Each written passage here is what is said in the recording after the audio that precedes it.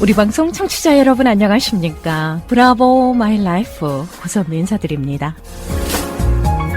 행복한 아침입니다. 찰스 핸디의 삶이 던지는 질문은 언제나 같다 중에 이런 내용이 있더군요. 제2, 제3의 넥스트 플랜을 세워라. 무슨 말일까요? 삶은 정상에 도달하면 하강하기 시작한대요. 정점에 이르기 전에 새로운 길을 찾으라고 권면하고 있습니다. 정점에 오른 다음에 새로운 길을 찾으려 하면 늦는다는 거죠. 여러분의 넥스트 플랜은 어디에 포커스를 두고 계십니까? 좀 더 다른 차원의 새로운 관점의 넥스트 플랜을 세워보시는 거 어떨까요? 행복한 날 되시길 바랍니다.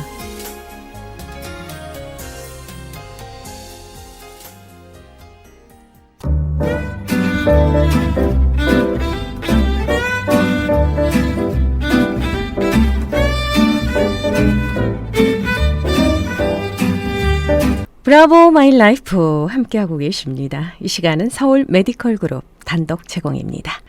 자, 서울 메디컬 그룹의 재정이사이자 내과 전문의십니다. 한경모 박사님 인사드리겠습니다. 안녕하세요. 네, 안녕하세요. 예, 반갑습니다. 네, 반갑습니다. 네. 자, 매주 토요일마다 이렇게 아침 8시에 한경모 박사님하고 함께하고 있는데요. 예. 브라보 마이 라이프 이 시간은 참 특별한 시간입니다. 예. 네, 사랑과 영혼의 대화라는 인터뷰를 함께하고 있는데요. 자, 오늘의 주제부터 살펴볼까요? 예, 그래서 저희가 뭐 인문학적인 네. 그런 걸로서 얘기를 시작하고 했었는데 네네. 인문학에는 우리가 문사철이라고 보통 그러더라고요. 아하. 그러니까 인문학이라는 것은 사람에 대한 스터디인데 대표적으로 문학과 네. 역사, 철학 이런 거를 우리가 탐구하는 학문이다. 네. 그렇게 들었어요. 그래서 오늘은 다시 한번 그 부분 중에서 역사의 문제. 역사요? 예, 네. 역사를 좀 생각해 보려고 합니다. 아하. 그러니까 역사를 모르는 민족은 장래가 없다고 그런 말도 있지 않습니까? 네네. 우리가 역사를 알아야 되고 우리 인간 역사도 알아야 되고 우리 역사를 알아야 됩니다.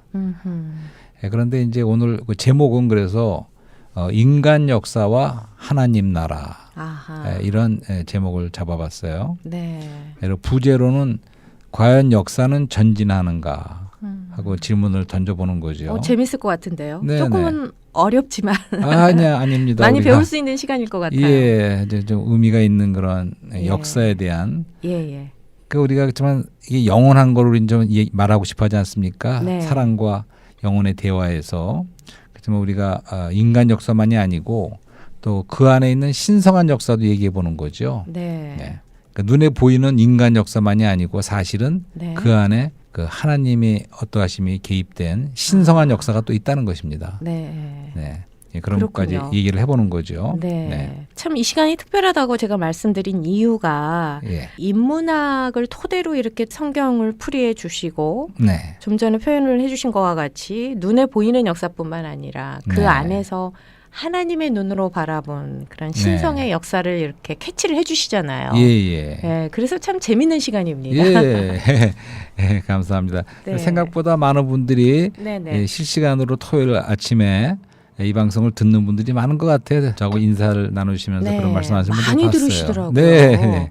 예, 감사한 일입니다. 네. 이 시간이 이렇게 방송되고 있는 예. 사랑과 영혼의 대화 브라보 마이 라이프는 그 유튜브에서 여러분들께서 네, 다시 듣기를 통해서 예, 고선미 청취하실 수 브라보 이렇게 있겠습니다. 들어가시거나 네, 들어가시면 다시 들을 수가 있죠. 그렇죠. 자, 그래서 우리가 이제 하나님의 경륜의 수레바퀴다. 이제 네. 그런 걸 한번 생각해 보자고요. 아하.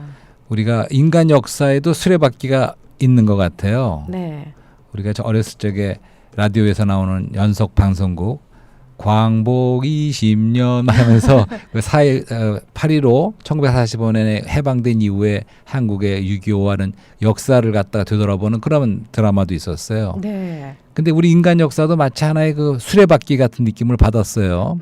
근데 많은 경우에 우리 인간 역사는 사실은 조금 좀 슬프고 비참한 것 같아요. 그렇죠. 그 인간 역사의 수레바퀴 속에서 그냥 많은 사람들이 그냥 깔려 죽고 그런 느낌을 받아요. 네. 예, 그래서 사실은 솔직히 말하면 인간 역사는 전쟁과 기근과 네. 또 전염병과 사망이 이렇게 확산돼 나가는 또 그런 어떻게 보면 슬픈 역사죠. 그렇네요. 그리고 많은 경우에 영웅 중심의 역사인 것 같아요. 아하. 그러니까 진시황, 네. 그다음에 로마의 시저, 나폴레옹, 히틀러, 뭐 모택동 이런 식으로 네.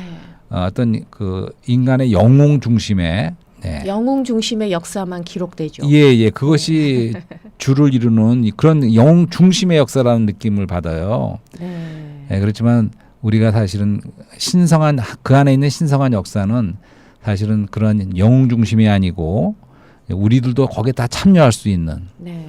그러니까 다시 말해서 미리 말하지만 인간 역사를 우리는 낙관주의로 볼 것인가, 그러니까 민간의 미래와 역사를 낙관주의로 볼 것인가, 비관적으로 볼 것인가, 어떻게 생각하세요? 하지만 우리는 이 신성한 역사를 우리가 깨닫고 알게 될 적에는, 네. 거기에 또 참여할 수 있을 적에는 우리는 영원한 낙관주의가 될 수가 있는 거죠. 그렇죠. 그런 말씀을 좀 드려보려고 그래요. 네. 네. 그래서 먼저 성경이 역사책이라는 건 아시죠? 그렇죠. 네, 성경은 여러 가지 문학적인 면 여러 가지가 있지만 기본적으로는 역사책입니다. 성경도.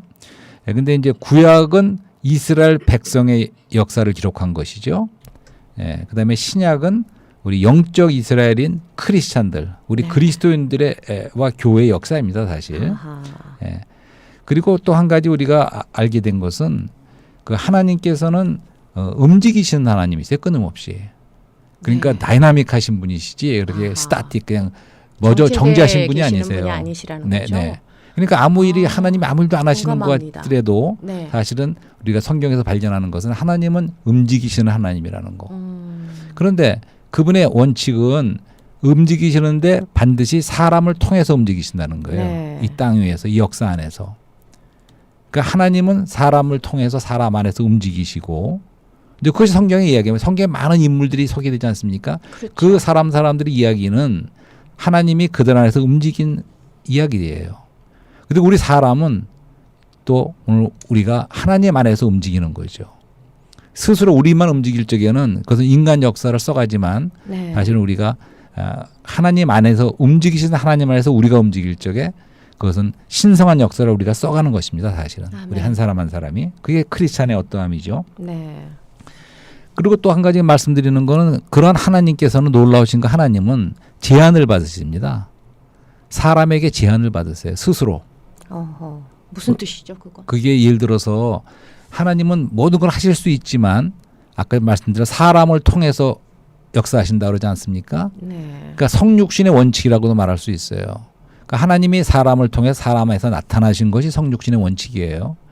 그러니까 신성하신 그분이 인성을 통해서 역사하신다는 말씀이죠. 그리고 새 언약이라는 언약이 말씀드렸지만 하나의 계약이나 마찬가지인데 하나님은 우리와 사랑에 서로가 묶였고 네. 사랑 안에서 바인드가 된 것뿐 아니라 이런 계약 안에서 법적인 계약 안에서 네. 우리하고 묶이신 거예요. 아멘. 그러니까 이 하나님의 움직이시는 원칙은 사람과 함께 하시고 사람을 통해서 역사하시고 또 사람의 제안도 받으신다는 거죠. 우리도 물론 하나님의 제안을 받아야죠. 아멘. 그다음에 또 하나님은 스스로를 감추시는 하나님이십니다. 구약에 그런 그 말씀이 나와요. 그러니까 하나님은 온 우주를 만드시고 그런 놀라운 분이시지만 스스로를 감추시는 하나님 이런 면이 있습니다. 은밀한 방식으로 나타나시는 하나님이에요. 구약 시대에 그렇게 말씀하십니다. 근데 신약에 와서는 그분이 하나님이 사람으로 오신 예수 그리스도를 통해서 성육신 안에서 그분을 나타내셨죠. 하지만 다시 그분이 죽고 부활하시고 영으로서 우리에게 오시지만 다시 은혜 시대 교회 시대 안에서도 여전히 신성하고도 비밀한 영역 안에서 그 영으로서 움직이시는 분이지 겉으로 드러나는 그러한 방식은 아닙니다. 여전히. 네. 예, 그래서 그분은 스스로 감추시는 하나님이라는 거. 그러니까 지난 시간에 그분의 다시 오심을 얘기한 거 기억나시죠? 네. 네. 그분의 다시 오심을 사모하자는 말씀을 드렸는데 근데 그분은 이 땅에 두 번 오십니다. 첫 번째 오심은 초림 잘 아시죠? 주님께서 2000년 전에 사람이 돼서 오신 사건. 네. 예. 근데 그것이 아니고 성경에는 또 한 번 많은 약속과 그런 예언이 있습니다. 그것이 뭐냐면 그분이 다시 오신다는 거죠. 두 번째 오심 재림이라는. 아멘. 예, 그걸 통해서 근데 초림으로 오셨을 적에는 그분이 우리를 구원하시는 구원자로서 오셨습니다. 우리를 위해서 죽으시는 구속의 죽음을 죽으시고 또 그분이 부활하심으로 우리도 함께 부활하여 생명 안에서 구원을 얻는 이 모든 것을 위해서 오셨지만 두 번째 오실 적에는 어떻게 했습니까? 그분은 심판주로서 오십니다. 그렇지만 여전히 사람의 아들로 오시는 거예요. 네. 그때는 그리고 더 이상 비밀스러운 방식이 아닐 겁니다. 그분이 이 땅에 현시적으로 가시적으로 다시 오시죠. 그럴 때 그분의 나라를 이 땅에 출현시키시고 나타내시기 위해서 오십니다. 그런 말씀을 드려놓고 구약에 나오는 다니엘의 서 얘기를 좀 하려고 그래요. 그러니까 다니엘이 활동하던 그 시기가 대충 주전 606년에서 534년. 그러니까 주님이 오시기 대충 한 550년 전에 그런 사람이에요. 그러니까 선지자 다니엘의 행적과 예언을 기록한. 그렇죠. 네. 그게 다니엘서죠. 그 다니엘이 아닌 이름은 참 많지 않습니까? 요새도 다니엘 이름이 인기가 있어요, 그죠? 그쵸. 많은 남자분들이 이름을 다니엘로 하죠. 다니엘이라는 이름이 굉장히 많죠. 그리고 항상 엘이라는 말은 그게 이스라엘 그 말로 하나님이라는 뜻이거든요. 엘로힘, 엘. 예. 그 때문에 다니엘 하면 것도 하나님이 엘이라는 들어간 거예요. 사무엘, 다니엘, 이스라엘, 엘로힘. 엘로힘, 하나님이라는 뜻이에요. 엘은. 근데 다니엘이라는 것은 하나님은 나의 심판자이시다. 그런 뜻이다 그래요. 이름의 뜻이 그래요. 다니엘의 뜻은. 주제는 뭘까요? 다니엘의 주제가. 하나님께서 정하신 이스라엘의 운명을 보여주는 거예요. 그러니까 이스라엘과 관계된 역사죠. 이것도. 다니엘도 하나 역사를 보여주는데 이 역사 가운데 하나님께서 정하신 이스라엘의 운명을 보여주는 거예요. 근데 그것을 70일의 내용으로서 보여주는 것입니다. 70은 70이에요. 예. 1회라는 건 7이라는 뜻이에요. 그러니까 그렇죠. 70 곱하기 7. 아하. 그러니까 77이 490. 490. 근데 이 한 1회가 1년이에요. 오. 그러니까 490년에 관한 거라는 거죠. 그 490년이라는 이 횟수 안에 이스라엘이 운명을 하나님 정하신 모든 것이 있다는 이제 그런 것이 주제이죠. 그래서 그 중심 사상은 그 하나님의 영원한 왕국이 결국은 이 땅에 도래한다는 거죠. 네. 물론 이 땅에 있던 세상 왕국과 세상 제국을 폐하시고 그분의 나라가 임할 적에는 하나님 영원한 나라가 임한다는 그것이 이제 중심 사상이죠. 근데 1차적으로는 이게 이스라엘에 관계된 그러한 예언과 그런 것이 있죠.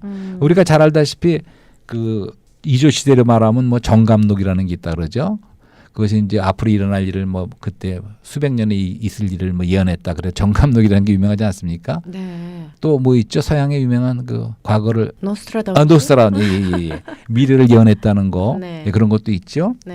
하지만 사실은 이 성경도 대표적으로 앞으로 일어날 일, 특별히 세상의 종말에 관한 마지막 때에 관한 것을 예언한 것이 대표적으로 구약에서는 다니엘서고 신약에서는 요한계시록이고 또한 마태복음. 우리가 지난번에 다뤘던 마태복음.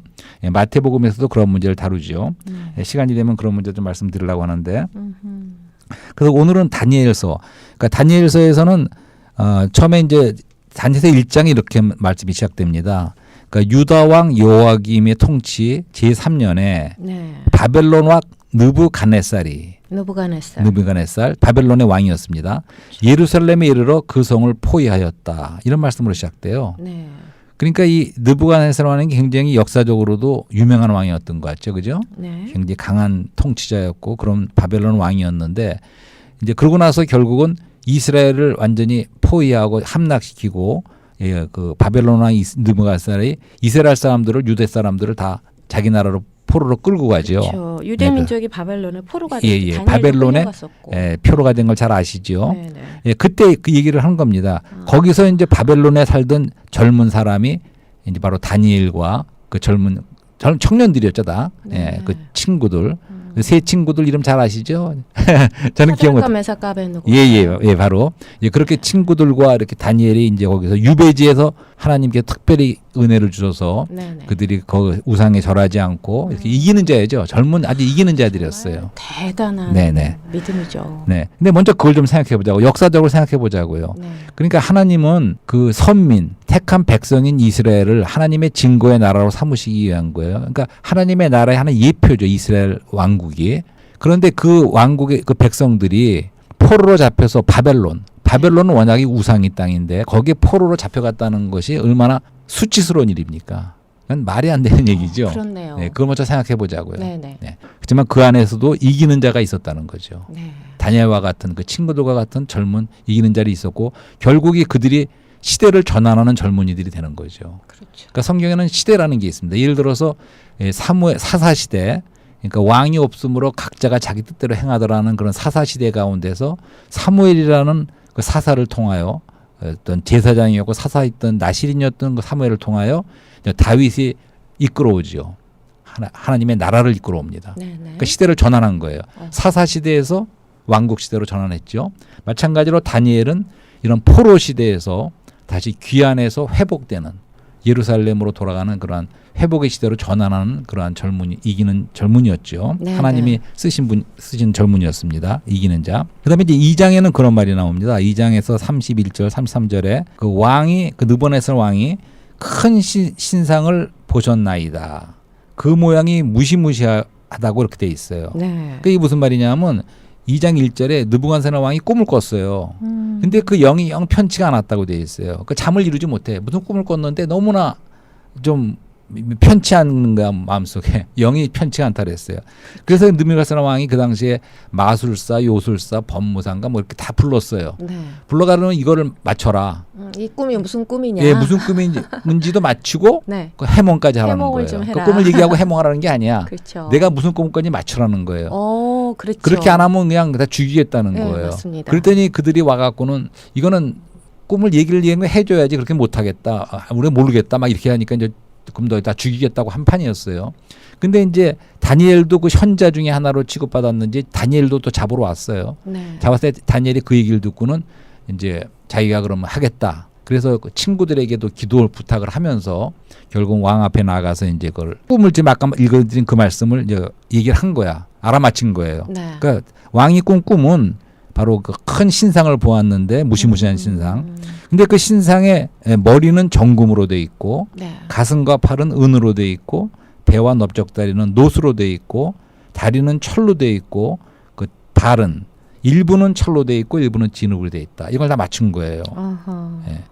그러고 나서 이제 그다음 34절 35절에는 이런 말씀도 합니다. 사람의 손을 대지 않고 뜨인 돌이 날라와서 그 신상의 무너뜨렸죠. 철과 진흙에 발을 쳐서 부서뜨리고 네. 그다음에 우상을 친 그 돌이 태산을 이루어서 온 세계에 가득하였더라. 이렇게 다 해몽을 한 거예요. 네. 꿈의 내용을 정확하게 맞춘 거죠. 그랬더니 그러면서 이제 그걸 해석까지 하는 거예요.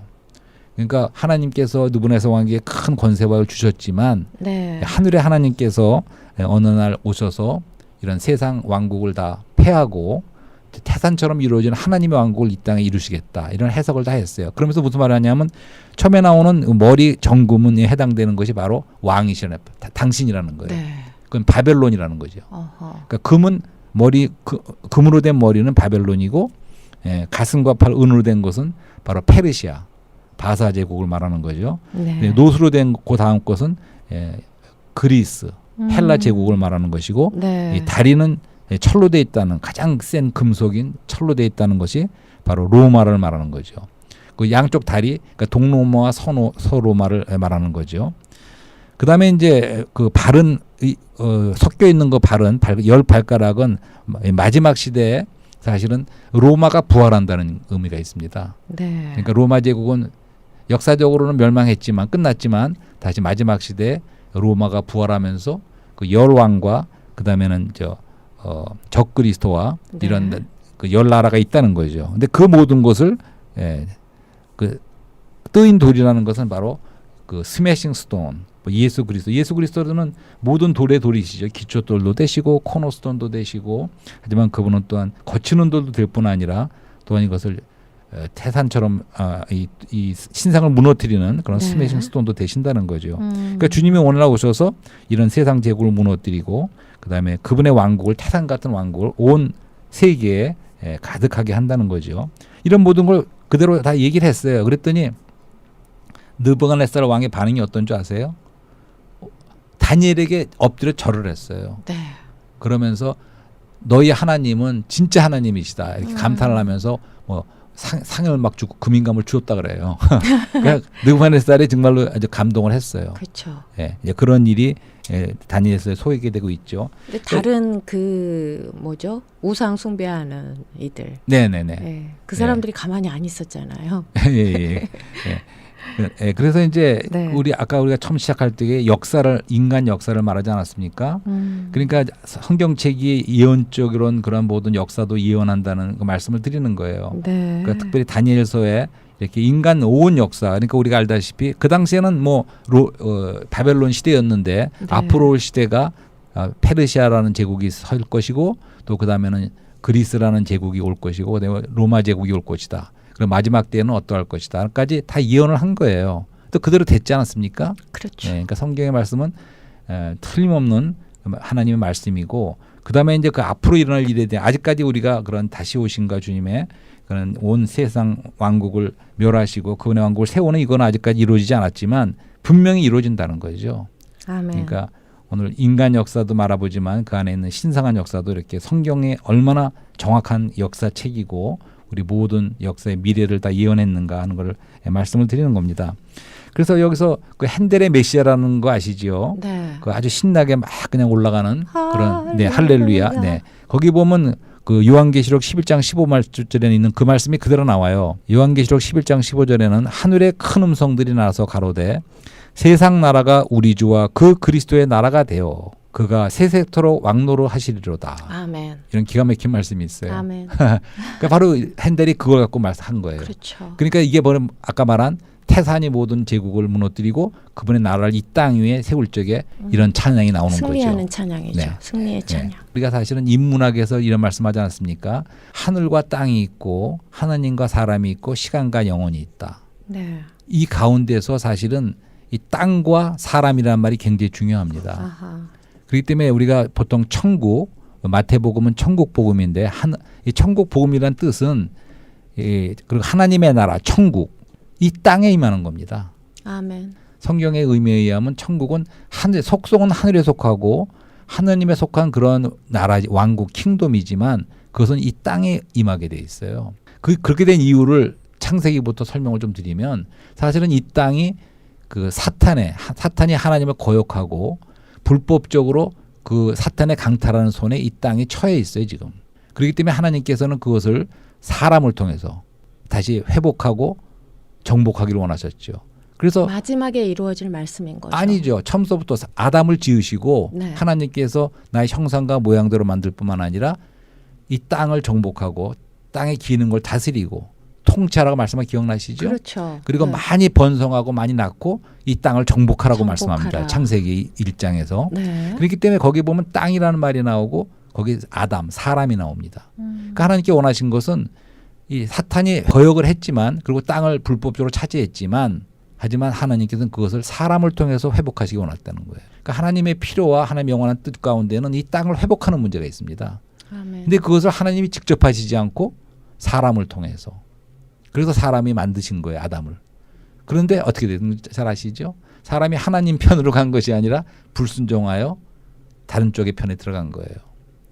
그러니까 사람은 죄인이 될 수, 하나님을 떠났을 뿐만 아니라 하나님을 거역하여 하나님과 원수가 된 관계인 겁니다. 그렇기 때문에 근데 그렇게 됐기 때문에 하나님은 근데 사람을 포기하지 않으셨다는 거죠. 그렇죠. 마지막 아담 사람의 아들이신 예수님께서 오신 거예요. 그래서 그분이 마태복음에서 침례 요한부터 그런 말을 하죠. 회개하라 천국이 가까웠느니라. 왜 회개해야 됩니까? 왜냐하면 우리들은 다 하나님과 원수 관계에 있는 그런 다른 쪽에 속해 있는 거예요. 다른 나라 병사로 속해 있는가 말하자면. 근데 다시 하나님의 나라로 돌아오려면 그냥 돌아올 수 있습니까? 예수 그리스도의 보혈이 필요하죠. 네, 보혈이 필요하죠. 네. 회개를 하고 돌아와야 회개를 되는데 해야 되죠. 그것을 죄사함을 받아야죠. C.S. 루이스 같은 분은 그렇게 말했더라고. 항복하는 거라고. 네. 하나의 의미는. 그런 의미가 있습니다. 우리가 침례받고 그게 회개하고 돌아오는 것은 하나의 의미에서는 항복한다는 의미가 있어요. 단지 우리가 많이 사랑을 강조했지만 하나님은 사랑의 하나님일 뿐만 아니라 그분은 또 경외하실 만한 두려워할 수 있는 그런 하나님이거든요. 사랑과 공의가 함께 하시는 분입니다. 그렇기 때문에 우리가 사탄의 왕국에 속해 있다가 하나님의 나라로 천국으로 돌아올 적에는 회개가 필요하다는 거죠. 그래서 회개하라 천국이 가까웠느니라. 이렇게 말씀하시고 주님이 오셨을 적에 그분 자신이 천국에 실제로 오신 거예요. 그렇기 때문에 근데 그분은 사람의 아들로 오신 거죠. 그래서 그분이 시험을 받습니다. 3번 시험 받는 거 기억나시죠? 네. 근데 사탄은 네가 하나님의 아들이거든 이렇게 시험하지만 하나님께서는 사람으로 받아치십니다. 그러니까 그분이 사람의 위치를 떠나질 않아요. 3번 시험에 다. 왜냐하면 사람이 아니고 하나님의 아들로서 시험을 이기면 우리하고는 상관이 없는 거예요. 그러면 첫 번째 아담은 실패했지만 두 번째 아담이시고 마지막 아담으로 오신 사람의 아들이신 그분은 왕이시지만 여전히 그분은 사람이십니다. 사람으로서 시험에서도 사람의 위치에서 승리하셨습니까? 안 하셨습니까? 승리하셨죠. 있죠. 십자가를 예. 이기셨죠. 그래서 네. 그거 바로 그거예요. 네. 끝까지 순종하시는 거예요. 네. 그분은 이 하나님의 나라의 승잔을 의미는 피하지 않으셨죠. 하나님의 나라는 하나님의 다스림에 순종하는 하나님의 의에 들어가고 권위 아래 들어가는 영역 내지는 인격이 하나님의 나라의 의미입니다. 그러니까 주님은 철저하게 하나님의 순복하시는 그 하나님의 나라이셨죠. 그리고 침례 요한이 왜 내가 침례를 줘야 합니까 할 정도의 황송해서 그렇죠. 정말 주님은 이렇게 함으로 우리가 모든 의를 불로 이룬다고 세례를 주리라 말씀하셨어요. 하셨죠. 네. 네. 그러니까 그분은 사람으로서는 죄는 없으신 분이었지만 하나님께 순종하기 위해서 침례까지 받으시는 거예요. 그렇죠. 이런 식으로 하나님의 나라를 위해 오셨고 그분이 죽고 부활하신 다음에 이제 우리에게 오시면서 우리에게까지 그 하나님의 나라가 계속 전파되는 거죠. 아멘. 그 지난번에 말씀드린 대로 사도행전은 사실은 하나님의 나라가 계속 전파되는 거예요. 고선민 씨에게도 오셨죠? 아멘. 저한테도 왔습니다. 하나님 나라가 임했어요. 그러니까 2000년이 흐르는 동안 계속해서 그분의 나라는 번식되고 확장되고 있는 거죠. 사도 바울이 사도행전 끝을 어떻게 나냐면 로마의 유배가 당해서 하숙집을 얻어서 3년 동안 모든 사람을 담대하게 아무도 막지 않고 하나님의 나라에 대해서 말하고 예수 그리스도를 전파했다고 되어 있어요. 그러니까 사도행전은 끝이 나지 않았습니다. 오늘까지 계속 쓰여지고 있는 거예요. 그래서 우리를 통해서도 계속 하나님 나라는 확장되고 번식되고 있는 중이죠. 이것이 하나님 나라의 의미예요. 그러나 이제 이 세상에는 여전히 네. 죄가 있고 악이 있습니다. 네네. 그죠? 예.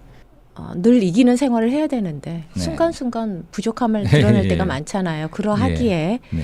주님을 믿는 믿음으로 기도해야 하고 네. 말씀 안에서 이겨나가는 그런 시간들, 삶이 필요한 것 같아요.